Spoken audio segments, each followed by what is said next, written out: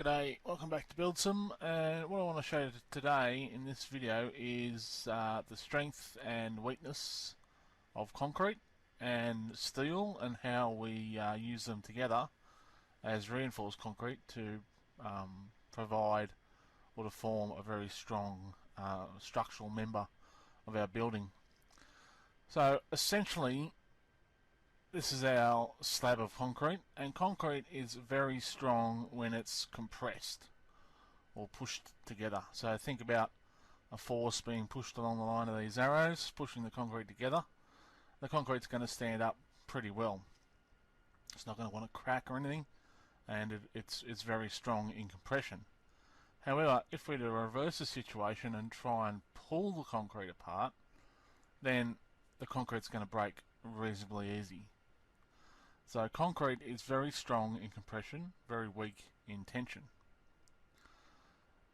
Steel, like our reinforcing rod, however, is the opposite. It is incredibly strong in tension. So think about a tug of war with a steel rod. Even if you tied two cars to the rod, you'd need a fair bit of force to cause any damage to the rod. So steel is very strong in tension. However, if we were to try and compress it, it would very quickly deform and buckle and get out of shape. So steel has the exact opposite properties as our concrete. So that's why we can form them together. But the thing is, our concrete slab's just sitting there. How is it ever going to be placed under compression or tension? So what happens, especially with suspended slabs, if the slab's supported on both ends, such as this one, and then there's a load placed in the middle, and that could be the self-weight of the concrete or any live loads or dead loads that you're going to put on top of it, then what is effectively what's trying to happen is that the slab is being pushed or trying to be pushed into that shape. So what that does is, because it's now a concave shape, the top of the slab has actually been compressed by the load, and the bottom half of the slab is now in tension because it's actually been made longer.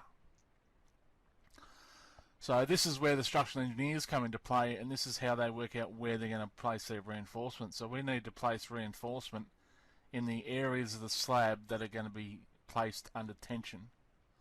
So in this case, the bottom half of the slab is going to be in tension, so we need to put our reinforcement in the bottom half of the slab. Alright, not right on the bottom because we have to allow for our cover, and not right to the ends again for cover, but in the bottom half of the slab. Now, as I said before, this is where structural engineers make their money, because there's going to be lots of different situations where we're going to have different loads and different scenarios. So in this instance, such as a cantilever, we've got a load down in the middle, and again we're going to have the self-weight of the slab plus anything else we're going to put out here on this end of the slab, causing a load out here. So there's actually going to be a bend over that support and a bend in here as well. So this is where our structural engineers can advise us where to place our steel and what size it needs to be. So hopefully that shows you the relationship between the concrete and the reinforcement in a reinforced concrete member, and that we are using the best properties of both materials to form a highly efficient and a very popular building component.